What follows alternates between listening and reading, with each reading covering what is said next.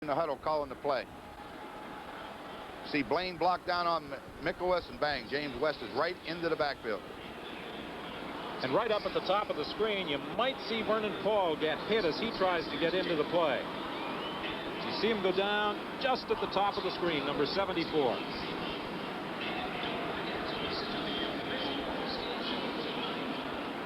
So now Ty Jones is pressed back into service,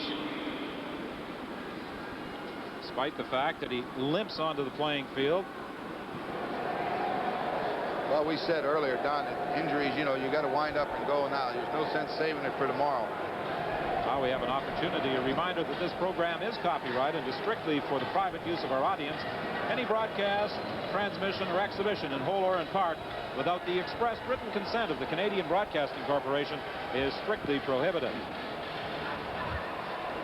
A strange injury to Vernon Paul in that he was coming in from the backside, and it almost appeared as though John Henry White got knocked into him and hit him down low, hit him in the back of the legs.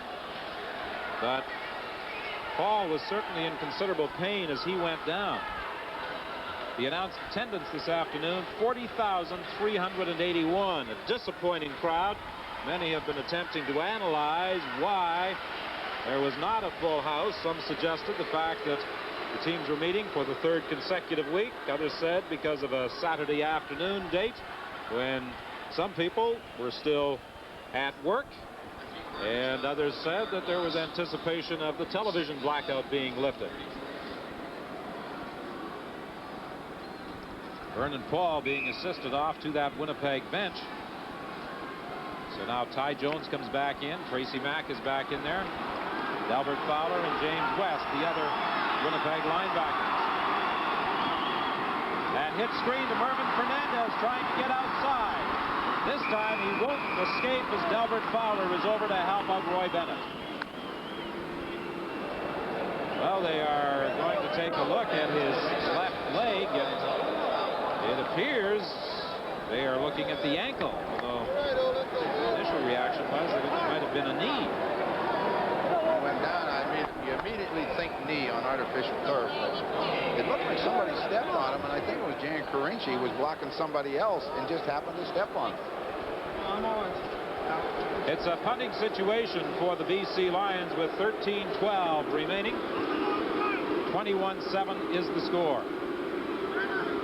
So the Winnipeg defensive unit did its job. Now it'll be up to the offense to try and get things moving again. The ball is fumbled. Picked up by BC.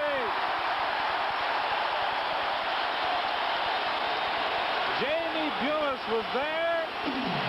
And James Jefferson ran right past that football, but he did touch it.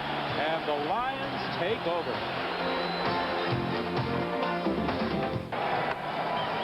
Well, to the delight of the majority of fans here at BC Place Stadium, that was Darrell Sampson attempting to field that third down punt on the run. He deflected it, and the BC Lions take over, and 4 turnovers now. And rather than get the ball close to midfield, the BC Lions retain possession with 12:50 remaining. Movement at the line of scrimmage, penalty flags all over the place. Well, that should be illegal procedure on Roy DeWalt for backing out from the center without the ball. You can shift to the shotgun if you don't put your hands under the center. Once you put those hands under, you can't come out of there without the football. Well, as you said, Don, the defense did their job. Shut them down in 2 plays. They had the opportunity to have the ball at midfield. And another miscue on special teams. Vernon Paul is having that left ankle retaped. We noticed earlier he was walking on those sidelines, putting some weight on that foot. Handoff to Anthony Carter trying to get outside. It won't work as James West is there. He has really played a strong game defensively for Winnipeg. He's been everywhere. He's been the one real strong player, I think, defensively for the Bombers. But what we see is number 35, Tyrone Jones. If he will keep that angle right there and not let the ball carrier outside, you have a chance. So watch him. Tyrone Jones gets deep into the backfield, doesn't allow himself to be blocked in.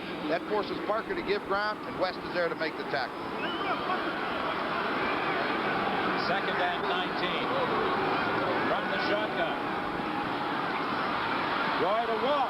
Escapes the initial pressure, but again, James West is there to make the final hit with help from Tracy Mack. There's also a penalty flag in the play. I think this will be holding against BC. Holding. BC number 20. John Henry White is the man detected holding by the officials.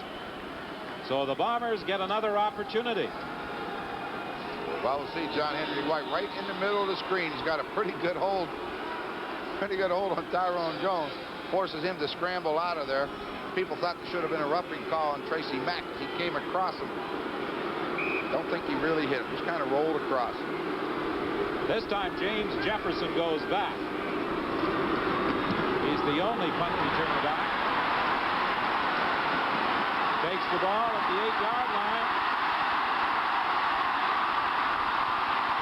Still on his feet, trying to get to the outside, and returns it to the 21, where he's stopped by John Elmer. Well, they got the ball back in 2 plays, but it cost them 30 yards. And you see Cal Murphy swinging that hand around. That means, come on, John, let's hurry up. We're running out of time. Well, James Jefferson actually did a pretty good job of picking up 12 yards on this return following the 44-yard boot by Lou Pasaglia, but he had to do a lot of running to get it. Sure did, because they had the block. They were trying to block that kid, so he doesn't have any help at all back there. Well, the Bombers have the type of offense that is certainly capable of striking quickly. Hufnagel to Perry Tuttle, out to the 41-yard line. Well, they got those great receivers. You know, they're excellent core receivers, and they can move the football in a hurry. So they'll go to that hurry-up offense as Cal Murphy was signaling to John Hufnagel, let's get it going. And the BC Lions aren't in any rush to get back into their defensive sets. Hufnagel trying to get to the outside to get a pass away.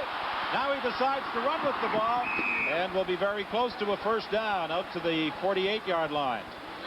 Well, you have to give the linebackers of the BC Lions a lot of credit for staying deep. Allow Hufnagel to run, but don't come up to make the tackle and have him throw it over your head. They'll let Hufnagel run for 7 yards. Linebacker coach Fred Glick talking to Rob Kodanovic and the other members of that defensive crew as to what he wants them to do the next time they're on the field. 10:32 is the time remaining. Second and 3, Winnipeg. The pitch to Perry Tuttle on the reverse. Tuttle gets the first down out to the 54. Did a good job of running just to get that first down. Looked like the BC Lions were expecting it. They had a lot of orange jerseys out there, but somehow Tuttle twisted and turned and got it. Walter Ballard disqualified for that altercation with Willard Reeves, has changed into civilian clothes and is at that BC bench. Hufnagel dumping it off to Sean Kehoe. This time Kehoe tucks the ball away. You may recall in the first quarter, carried that ball out there loose in one hand and had it stripped. And the BC Lions were able to convert it into a field goal. You see him in trouble. I figured he didn't have a chance. They converged on him, Michael Gray, and Parker. He just dumped it at the last minute. But he got the first down, and as you say, Kehoe put it away that time. For James Murphy, he makes the catch to the 15. They're going to call holding. Donna's coming back.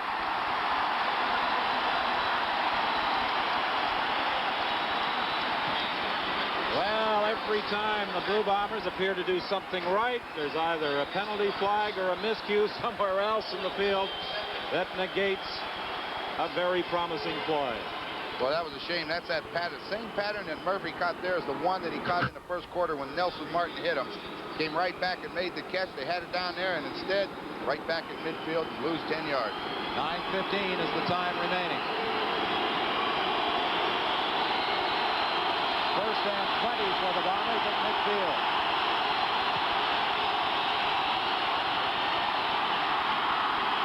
Hufnagel throwing deep. Tuttle's got him.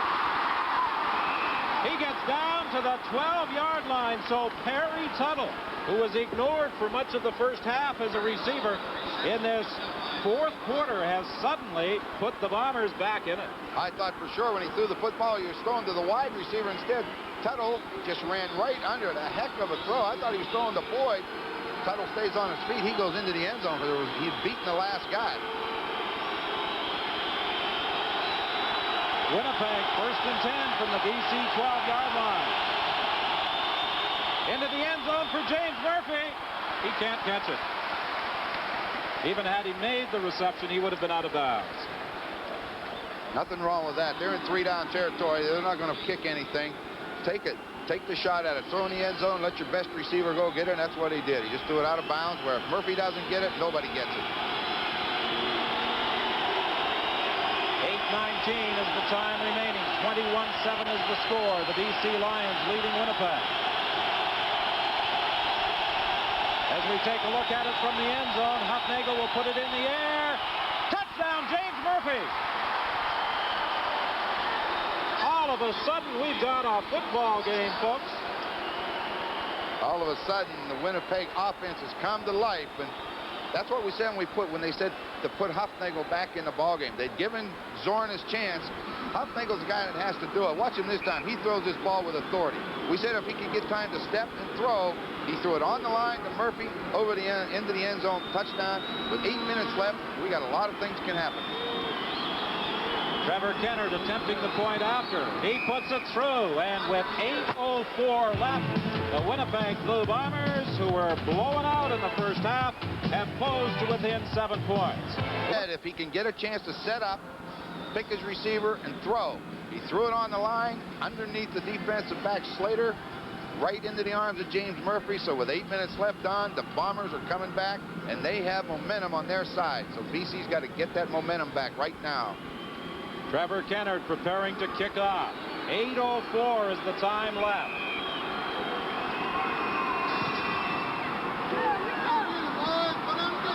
The ball bounces out of bounds. They'll do it again. At the 17-yard line, it goes out, so they'll move it 5 yards further back. The Bombers have been guilty of a litany of errors this afternoon, and they still have an opportunity to win it. That's surprising. You know, they could have been out of it in the first quarter. It could have been 21-0. Instead, they hung on, and all of a sudden the offense has come to life.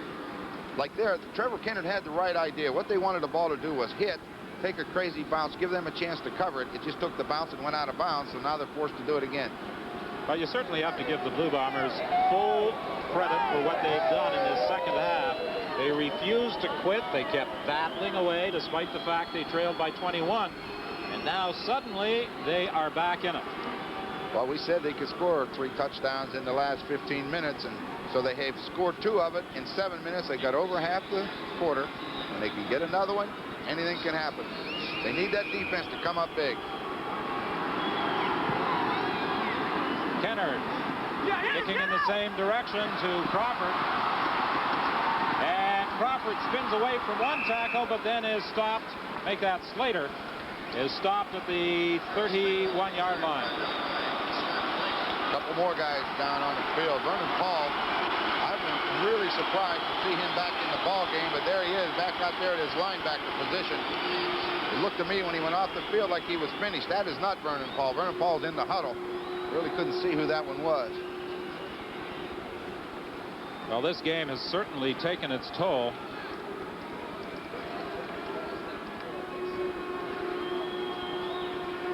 Vernon Paul was hurt earlier, went to the bench, had his ankle retaped, and is back out there.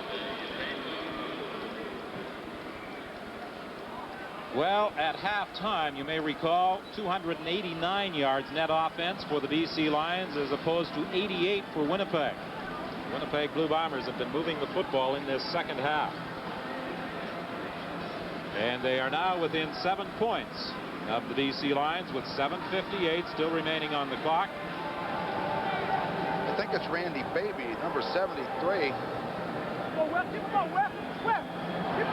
That's who it is. Son of Martin Faby, who played with the Saskatchewan Roughriders, and I'm sure he's looking in this afternoon at his home in Eastern Canada, talking about sons of former CFL stars. John Ulmer, who plays for the BC Lions, and the son of Ed Ulmer, who for many years was such an outstanding punter and defensive back for the Winnipeg Blue Bombers. Played against Ulmer and played with Fabian. Had an opportunity to visit him when the Bombers were in the East. He was down to see that football game. Randy's limping off. I think he's going to be okay. He doesn't seem to be showing any ill effects of it right now, but Vernon Paul's going to surprise me. First and 10. The Lions at the 33. Fumbled by DeWalt. Who's got the ball? I think DeWalt was very fortunate that center Al Wilson was able to pounce on that football. When that quarterback backs out from the center, if that ball goes forward, the quarterback's momentum's taking him away from the ball, so he is lucky that Wilson gets it. You see it bounces back. Looked like he dove back and got it. So that's a big play for them, but it cost them a down. DeWalt trying to pass, gets it away. Hernandez takes the jolt, but there's a penalty flag. I think it will be holding against the BC Lions. Holding, BC number 65. Gerald Roper was guilty of the holding call. Winnipeg declines the penalty. They rule it was an incomplete pass. Stan Mikowicz very slow in getting back to his feet, but he's going to remain out there. Gerald Roper, the left guard, number 65, is called on holding. I believe it's James West coming from that linebacker position. Very fortunate. Fernandez caught the ball just as the ball hit his hands. He was hit by the linebacker Tracy Mack or Vernon Paul and just dropped the football. So the referee ruled it incomplete, but the Bombers will decline this because they want the football. 7:07 is the time left. Stan Mikowicz is still down. Mikowicz attended North Dakota. Joined the Blue Bombers in 1982. He's a Winnipeg product. He was with David Black a couple of weeks ago when they pulled into a service station to fill up David Black's car with gasoline. As part of the reward for shopping at that particular station, David Black received a scratch and win Western Express lottery ticket. He scratched, he won a brand new automobile. And it was Mikowicz who talked him into pulling into that particular station.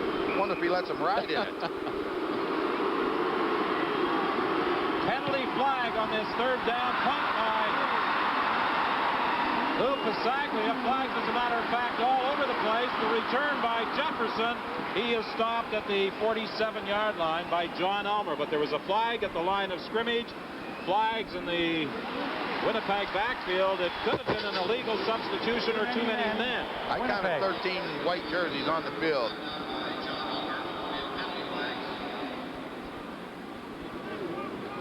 The errors continue for the Winnipeg Blue Bombers. So again, they have possession of the football. Another mistake on special teams. I think it's Vernon Paul, just from looking at the reaction on the Winnipeg bench. But he's not coming out. He's not the guy coming. Third down and 1. What do you do, Don? You're going to kick the football or you're going to go get it? Well, it appears as though Pasaglia is going to stay out there. Better hope they don't get caught with too many men this time. Vernon Paul was calling timeout. Can't call timeout. So you can't call timeout. Only in the last 3 minutes.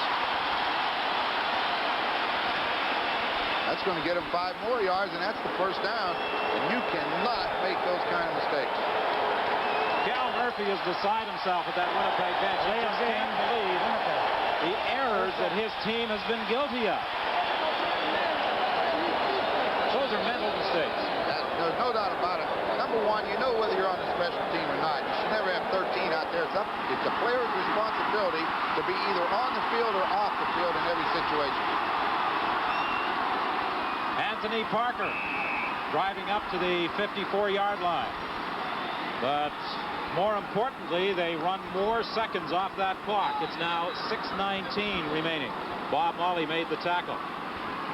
They have the football. The BC Lions have the football within 5 yards of where the Winnipeg punt returner brought it back when this whole thing started. So the time off the clock and field position are definitely not on the Bombers' side. 2nd and 7 for the Lions.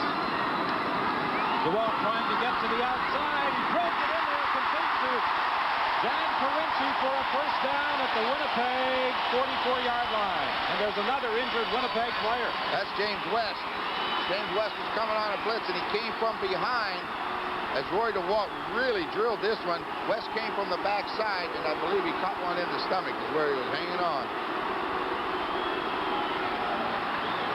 It seems on practically every play, a member of the Bombers has been going down, which is an indication of the hard-hitting ball game this one has been.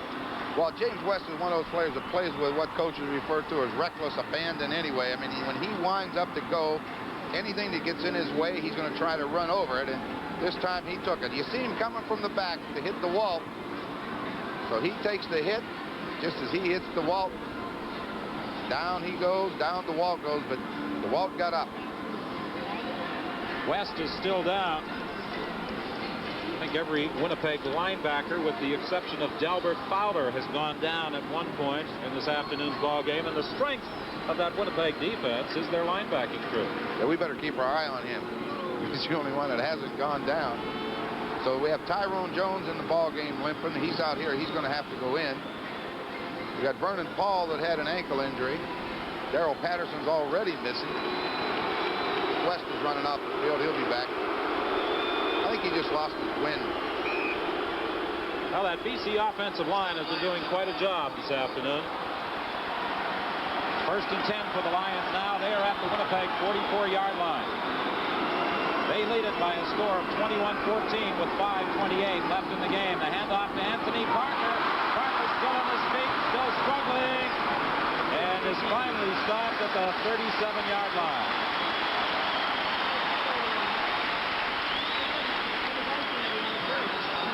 Excellent job of running. He started out to his right. You see 5:07 on that clock as the time ticks away. The Bombers had possession with the too many men on the field, and then a bad timeout call cost them. James West back into the ball game. 2nd and 3. The give to Parker again. He'll be short of the first down by about 1.5 yards. Now, do they kick a field goal because they're within the range of Lou Pasagli, or they try and go get us? Well, I want to see just where this is. I think it's going to be just about 1 yard where they're putting it down. I think that they got to go get it because they know if they can use up the clock, they got the Bombers down around their own 35-yard line. But with Parker, if they can go get this first down, that's another couple minutes. Let's get to see just what it is. Just about 1 yard. I think you go get it. No time to get conservative. Only bad thing is Parker's the guy sitting on the ground. He's hurt. This could affect their decision. See what Matthews has got DeWalt over on the sidelines talking it over. See what they come up with. Well, again, we remind you, this is the first of 2 Western semifinals. The other takes place tomorrow at Commonwealth Stadium in Edmonton between the Eskimos and the Calgary Stampeders. Edmonton, the first-place team in the West. Calgary, 4th. Steve Armitage and Chuck Ely will be at Commonwealth Stadium to bring you that game. And the winner of that will, of course, face the winner of this one in the Western Final next weekend. The second game of that Total Point Eastern Final involving Hamilton and Toronto will take place next weekend as well. Ron Lancaster and I will be at CNE Stadium in Toronto to bring you that game. Those 2 teams stage the first half of that contest tomorrow at Ivor Wynne Stadium in Hamilton. The Lions are going after it on 3rd and 1. Roy DeWalt has got it.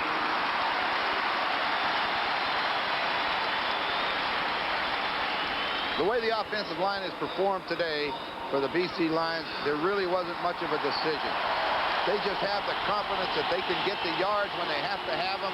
They really needed that. That's a big, big play because we're down around that 4-minute mark. Every minute is important, and they got everything going their way again.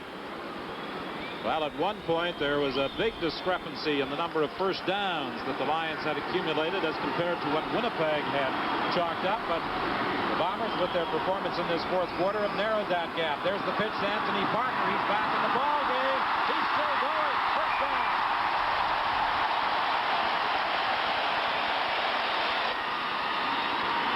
And he leaves a string of bodies in his wake.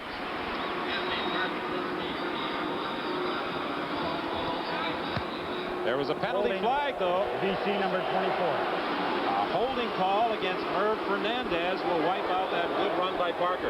Well, you talk about good athletic ability. That's just what Parker showed us. You see John Henry White come around to block down, but watch James West. He knows where it's going. He will make the play, and Parker will jump over him. See, West knows where it's going. John Henry White's in position to block down. All right, he makes his block. Here comes West. Watch him dive out again to try to cut the legs out. Parker jumps right up over top of him. Good athletic ability. 4:05 is the time remaining, and the clock is running. The seconds ticking away. BC leading 21-14. First and 20 now, back at the 44-yard line. Penalty flag goes down again. Could be another holding call. Pass incomplete, and there's a penalty on the far side of the field as Prodanovic hit the wall, I believe, after he was out of bounds. No, they're going to call intentional grounding. I really believe the wall just threw that ball away. Let's see what the referee says.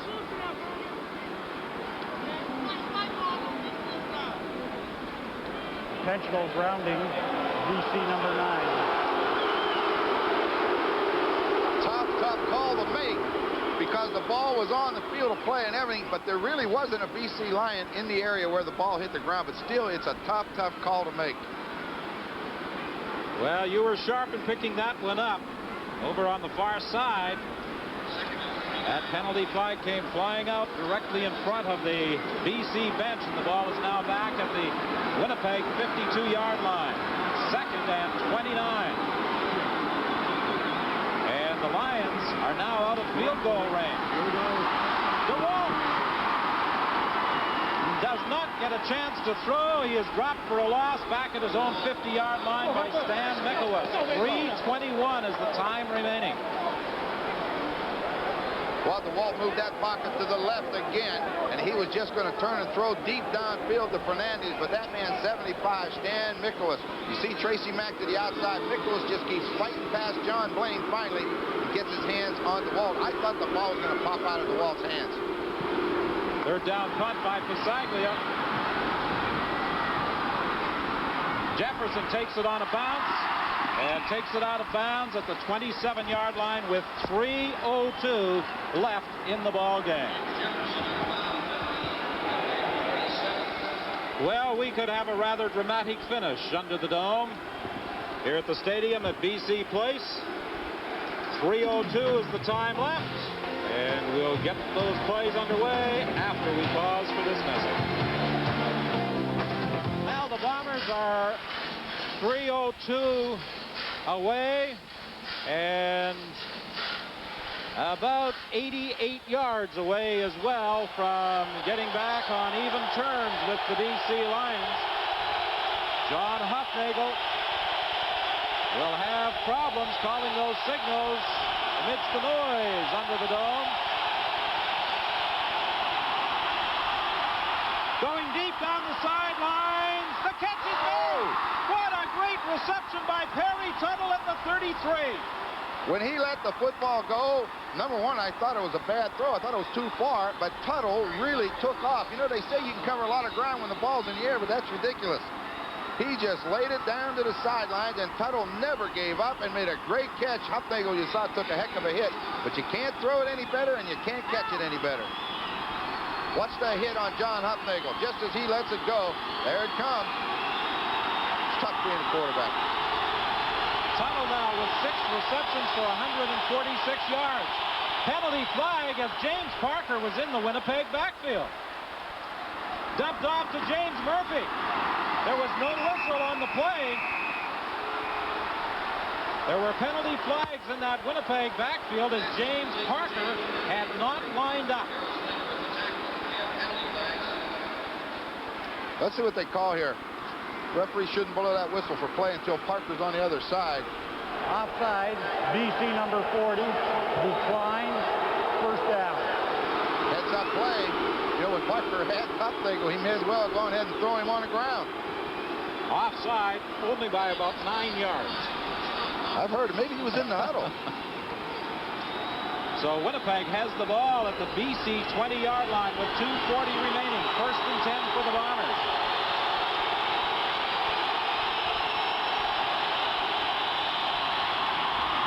Hufnagel for James Murphy at the 5. Takes a lot of guts to throw that football. He threw that football into a 3-man zone, and it's a heck of a catch. What's the orange jerseys? And that ball just finds its mark. Look at it. Here comes Crawford. There's Cruz. Murphy makes the catch. Heck of a throw. No mistakes here. Down at the 4-yard line now. Don Matthews looking on as the Winnipeg Blue Bombers have a 1st and goal from the 4. They give the ball to Kehoe up over the top. He stopped at the 1. That's kind of a surprise. You know, they'd been throwing and throwing and throwing.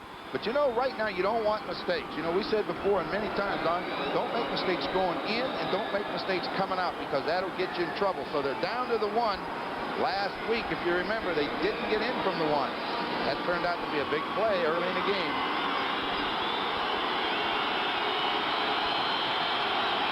But a little confusion again. The Bombers made some substitutions there. Mark Moores, David Black into the ball game. They line up in the wishbone. John Kehoe, did he make it? No.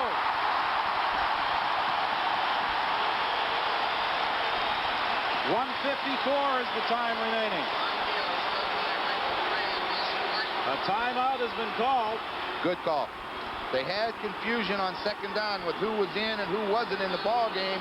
They don't want to make any mistakes here. They've called time. This could be the biggest play of the game. This is what they call a power eye.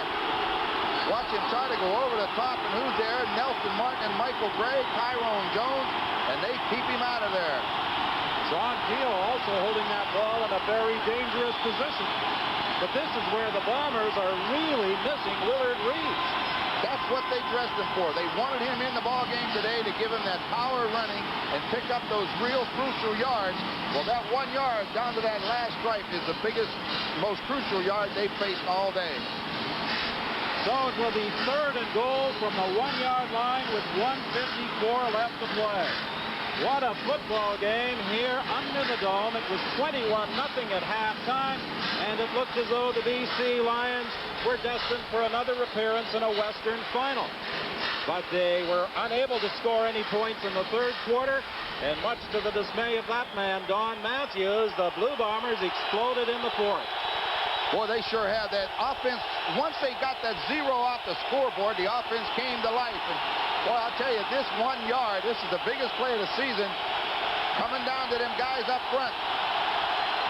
In that power eye again, Sean Kehoe fumbles the football. It's still loose in the end zone. BC has recovered.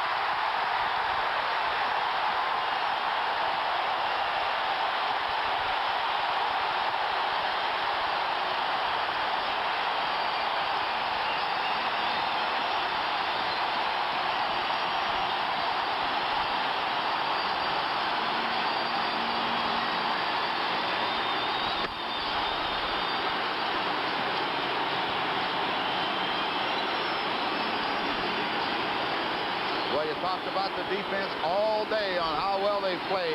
When you have your backs to the wall 1 yard away from a big game, James Parker's the injured ball player on the field, but between Parker, Gray, and Martin, watch this hit. Comes off tackle, watch it.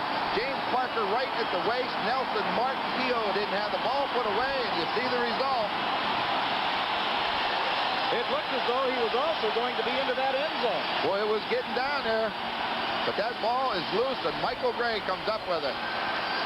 Now we get the good look. Here comes Tyrone Cruz. Parker's underneath. Martin, Cruz, and Gray ends up with the ball in the end zone. And Rick Clausen is the injured BC player. But the Winnipeg Blue Bombers have just destroyed themselves today with errors. Well, we said before, the players told us before the game, it would be mistakes that would determine the winner. So far, they knew what they were talking about. Clausen is up, walking off. I think if Cal Murphy had an opportunity to call those plays over again, he might opt for the pass from that 4-yard line. When you're 1 yard away, you got to get it. John Henry White is stopped after a gain of a couple of yards. There's the man who grabbed that ball in the end zone, Mike Gray. It looked as though Winnipeg was going to to drive it in and tie the game. 1:44 is the time left in the clock. Got a BC man down. Jan Carinci is the injured player. Well, 1:44. Now you got to start looking at it. They can shut them down here on second down. They're still going to have a minute. And they can do it. But boy, I'll tell you, it's got to be really disheartening when you get down to that 1-yard line, can't get it in. Excellent defensive stand. That BC line defense has been tough all day, and there's no bigger time to come up when you're 1 yard away from winning or losing. 21-14 the score. 1:44 the time left. 2nd and 8. The BC Lions at their own 27-yard line. Jan Carinci, the injured player. It appeared as though the Winnipeg Blue Bombers were going to put the tying points on the board in a rather miraculous fourth-quarter comeback. But Don Matthews' defensive crew came up with 3 sensational plays from inside the 4-yard line. And you know what was amazing to me? When they stopped him and they showed the shot of Don Matthews on the sideline, he just stood there very cool and calm, like, I knew it was going to happen. I don't buy that, but that's what it looked like. This is a big play right here as Roy throws it over the middle, incomplete, intended for Sandusky. Stan Mikowitz again in on top of the wall. And the big thing about that on the incomplete pass now, in the last 3 minutes, that clock won't start. They're going to get the chance. They're going to have that minute. Well, the Blue Bombers now should get the ball back fairly close to their own 45 or 50-yard line. Boy, Sandusky was open underneath, but Stan Mikowitz just kept coming. Made a good hit on him. But now the last-minute instructions to Hufnagel. He doesn't have his timeout, but he knows how to use the clock. 3rd down punt by Pasaglia. Jefferson takes it at the 45-yard line. And he is stopped at the 42. 1:15 is the time left. Keith Gooch was there to make the tackle. Hufnagel now will try and get those plays underway quickly. Yeah, they'll huddle up for the first one, but that'll be it. If they don't get out of bounds, they'll be on the ball all the way down the field. Minute 15 is a lot of time for a quarterback.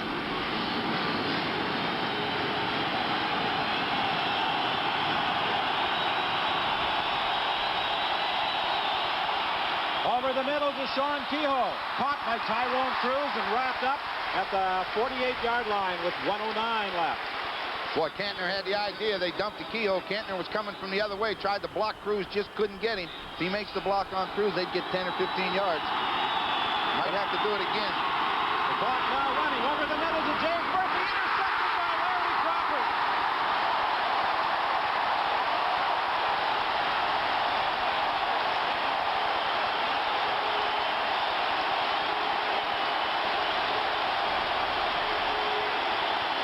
Larry Crawford made the interception. But the guy that caused the interception was number 91, Tyrone Cruz, who was about 20 yards deep. Here he is right here. Watch how deep he is, and the ball has to go over his head, and Murphy couldn't locate it. He gets back, he gets back. Watch number 91. He forced him to throw it high over top of Murphy's head. 1:01 the time remaining. Handoff to Anthony Parker. If he gets a first down, that should pretty much be the ball game. He's stopped by Ken Haley. And I suppose there are many BC fans who will say it's fitting that Larry Crawford, the all-time leader in interceptions, should come up with the theft that appears to have preserved a win for the BC Lions. Well, Crawford also made a big play early in the game when he hit James Boyd coming into the middle. So he's been in the game, whether he's picking them off or hitting people. 2nd down play, Parker, first down. And now with just 44 seconds left, the BC Lions should be able to run off the final seconds on the clock. Yeah, no problem now. You got 3 downs and 44 seconds. Nothing to this.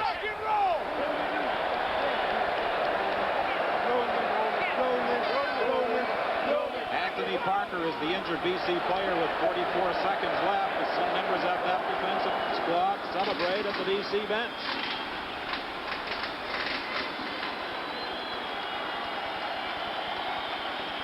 Anthony Parker has carried 22 times for 112 yards.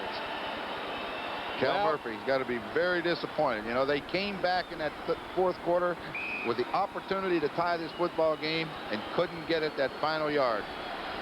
We said they'd win it and lose it up front, and that's exactly what happened today. Well, you have to admire the character of this Winnipeg football club, though, being down 21-0, coming back in the fourth quarter. And they were within an inch or so of tying the ball game. And now it has to be terribly disappointing for the team to realize that their season is going to end because of the numerous errors they committed, both physically and mentally, under the dome. Both coaches told us mistakes. Tyrone Cruz told us mistakes. I don't know how many of the ball players we talked to down there all said the same thing. They're equal in ability. Whoever makes the fewest mistakes will win. And that's exactly the way it turned out. Roy DeWalt watching the final seconds tick away. And he'll take that clock right down before calling for the ball. 2 seconds left. And now he'll have no problem in taking those final 2 seconds off that clock. But what a football game here at BC Place Stadium. In the first half, it appeared as though the game was over. It was 21-0 for the BC Lions. When the Winnipeg Blue Bombers failed to score in the third quarter, most, I'm sure, were ready to write them off. But they staged a comeback and came oh so close to pulling it off. DeWalt was down in 1 knee, and that's the ball game. The BC Lions will advance to the Western Final against either Edmonton or Calgary. And if they think this was a good one today, that one tomorrow will be just as good. Well, Don Matthews, the victorious coach, he realizes what a football game his troops were involved in this afternoon. Frustrating, disappointing for Cal Murphy as he heads off to that Winnipeg dressing room. But he has to admire the play of his team, the way they fought back in the fourth quarter. They showed a lot of character. You know, they could have given up numerous times today. Going into the fourth quarter, trailing 21-0 to the BC Lions, you could roll over and say, well, we had a good year and we gave it a good shot. But they came back, so you have to admire the character of the club. Two of the outstanding defensive players congratulating each other, James West and James Parker. And those individuals certainly stood out during the entire football game. It was a football game that kept the fans in their seats right to the final whistle, and Don Matthews has now joined us on the sidelines. Coach, that was some ball game. I'm sorry, I can't hear you. You're going to have some problems, Coach. That was quite a ball game this afternoon. 21-0. It looked as though you were home and cooled out. Well, you know, I think that the winner, the BC Lions, just survived this last 3-game series. And the Winnipeg Blue Bombers are a tough football team. And, boy, they never gave up. I really congratulate Cal Murphy and his staff and his players because they could have given up, and they didn't want to. Don, I was saying on that third down on the 1-yard line, when you stopped them, they showed a shot of you on the sideline, very cool, calm, and collected. I don't really think you were like that inside, were you? No, I never am, Ronnie. You know, I'm just trying to think what I'm going to have to do next to try to get through the game and try to get to the next playoff game. And but my insides are turning pretty good. Was that as physical a football game on the field as it appeared from up here? Oh, without a doubt. You know, every time these two guys play, they just go at each other and hit each other pretty hard. And as I said, the BC Lions are the survivors. It's like a war. Boy, am I glad it's over. Coach, you showed a lot of razzle-dazzle today. Mervin Fernandez was a key factor. He put on a bit of a clinic in that second quarter. Yeah, you know, Merv, he dropped some passes earlier in the year because he came back from a broken hand, but he's really been getting his timing down and doing some great stuff for us, and he's just that exceptional athlete that you're always going to have something big out of Merv. Coach Don Matthews, congratulations on a thrilling victory this afternoon to advance to the Western Final. Thanks a lot. So the BC Lions will now await the winner of tomorrow's other Western semifinal, Edmonton against Calgary, a game you'll see on CBC television. We'll be back after this. Keith Game Stars, difficult choices to make, Ron Lancaster. Well, defensively especially. I mean, that BC Lion defense was as strong a football club today as you mentioned earlier that we've seen all year. Well, we won't keep you in suspense any longer. Our selections, James Parker of the BC Lions and Mervyn Fernandez of the BC Lions. Fernandez with a 2-touchdown performance this afternoon. He put on a bit of a clinic, as we mentioned, in that second quarter, and it seemed Parker was in that Winnipeg backfield all afternoon, even on one occasion when he was 9 yards offside. Yeah, I thought that was kind of neat. I hadn't seen that before, but what a game today, and we're going to see an even better one tomorrow, Calgary and Edmonton. I really think so. So the BC Lions advance to the Western Final with their 21-14 victory over the Winnipeg Blue Bombers. Now to CFL Control and Brian Williams. All right, thank you, Don Whitman. Good, exciting football game. Ron Lancaster, you said there should be an even better one tomorrow. Steve Armitage and Chuck Ely will have the Calgary Stampeders and the Edmonton Eskimos. Let's compare these two teams over first the regular season and then the playoffs. The Calgary Stampeders and the Edmonton Eskimos. Edmonton winning all 3 games this season. 2 of them, however, were close. Let's take a look at the playoff records between these two Alberta teams going back to 1960, and it is dead even again at 4:30 Eastern tomorrow afternoon. That game with Steve Armitage and Chuck Ely live here in CBC television.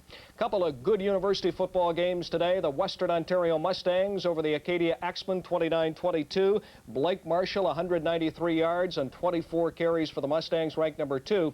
In Quebec today in the Central Bowl, the UBC Thunderbirds, ranked number 1, received quite a scare before finally subduing the Bishop's Gators by 2 points. The Gators missed a 2-point conversion in the final minute of play. So in the Vanier Cup next Saturday, numbers 1 and 2, UBC and Western. The National Junior Final played this afternoon. That was at Taylor Field in Regina. The Regina Rams all over the Ottawa Sooners 53-12. Just a reminder, Hockey Night in Canada. Had to go to the stadium if they wanted to see their team play at home. The Canadian Football League does not televise home games in the home market. But this year, for the playoffs only, the CFL decided to change that policy. It said it would lift the local TV blackout if 90% of the seats at the stadium were sold 2 days before the game.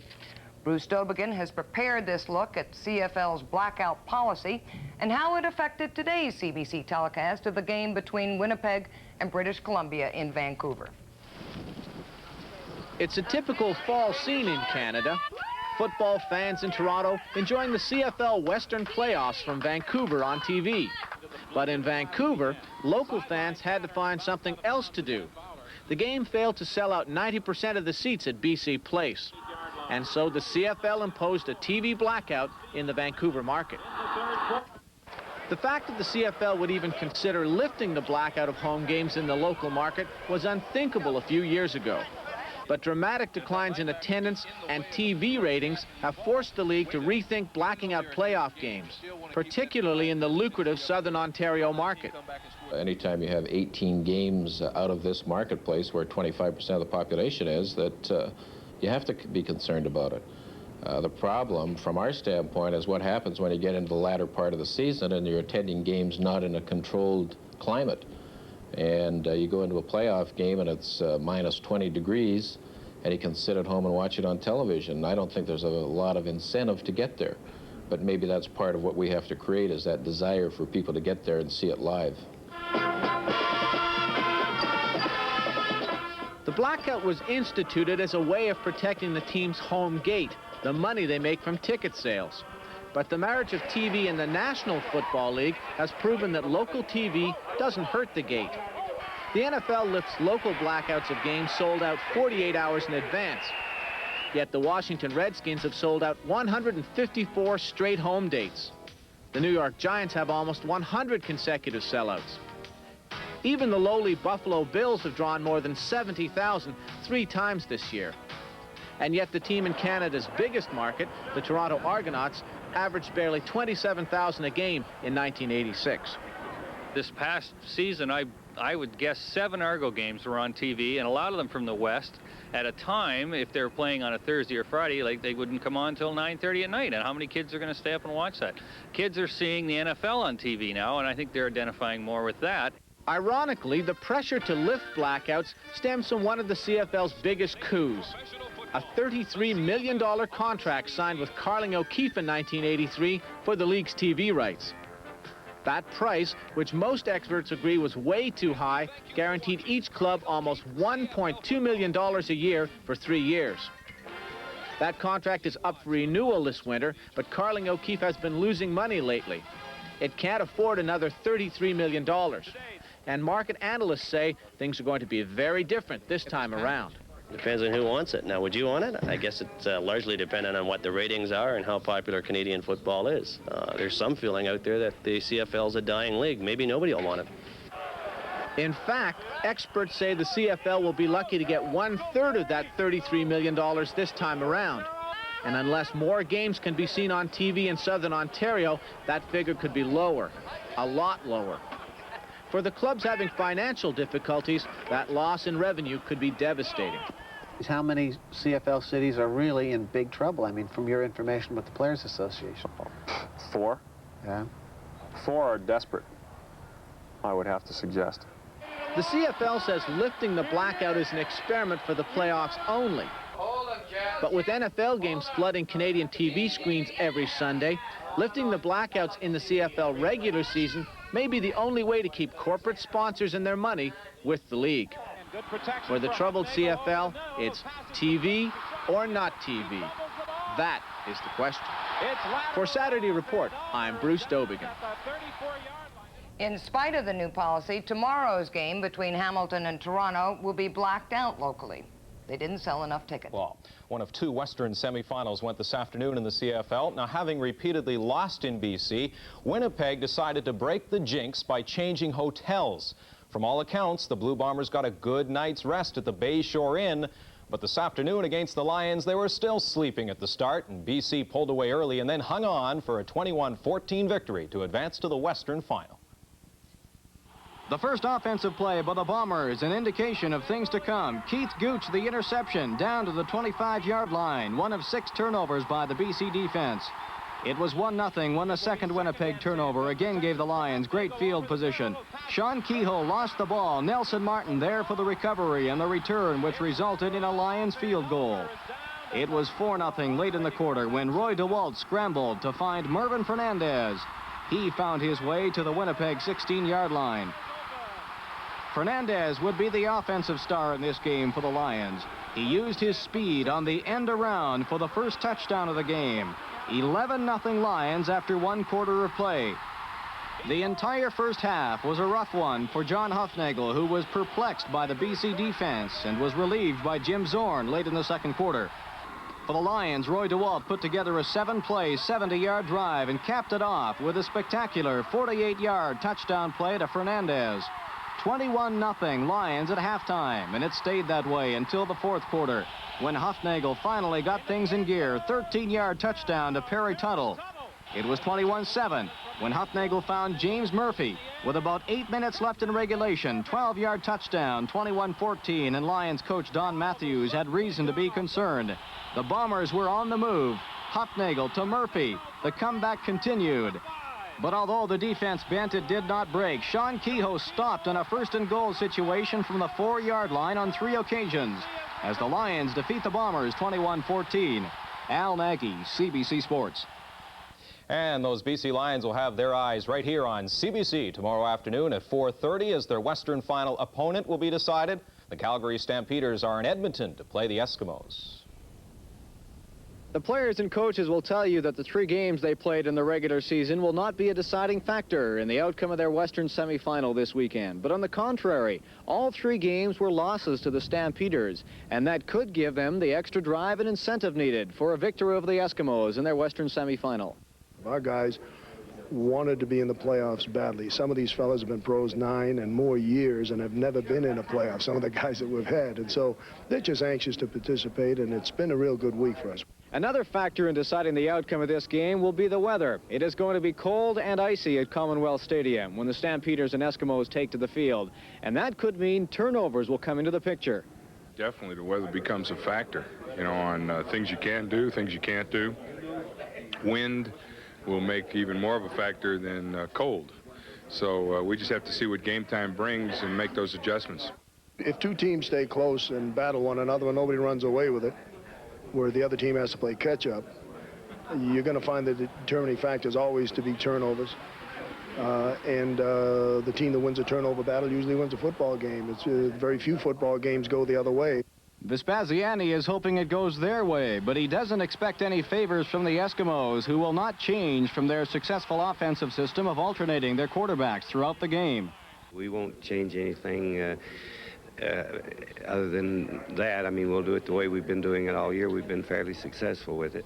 So sometimes it works when we put Damon in for a while and then put Matt back in, and then there's been games when we put him back in and put him back in and changed him again, and it didn't work. So you never know. There's no magic to it. We just, as I say, we talk to the coaches, talk to the quarterbacks, and go that way and decide more or less at a time, well, let's change quarterbacks for a while. People getting excited about, well, God, can you beat a team 4 times? Hell, if you're good enough, you beat them 17 times if you have to.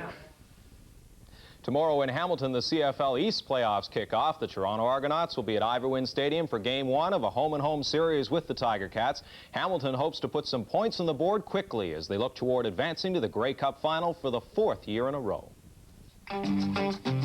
As Hamilton hosts the first game of this 2-game total point playoff, the Ticats will have to contain Argo quarterback J.C. Watts. It was Watts who led Toronto from a 17-0 deficit against Hamilton in September as the Argos came back to win the game.